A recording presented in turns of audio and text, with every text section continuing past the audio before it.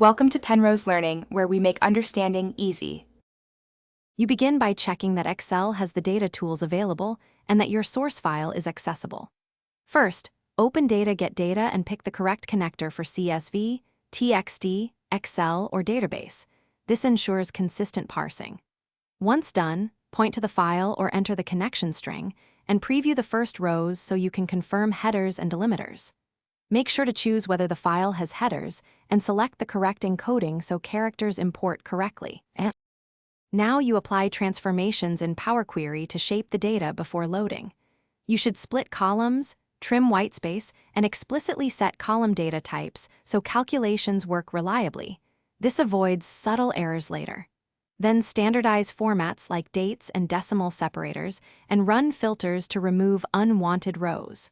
Once transformed, preview aggregations or add a sample validation step. Check totals or sample lookups to confirm the data behaves as expected before you load it into the worksheet or the data model.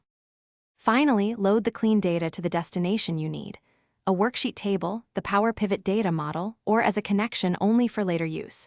Pick what matches reporting needs. Then set refresh options, manual, refresh on open, or scheduled to keep data current. If something goes wrong, open Query Diagnostics and look at error rows in Power Query. Often a mismatch type or hidden delimiter causes failures. Fix the source step, refresh again, and confirm results.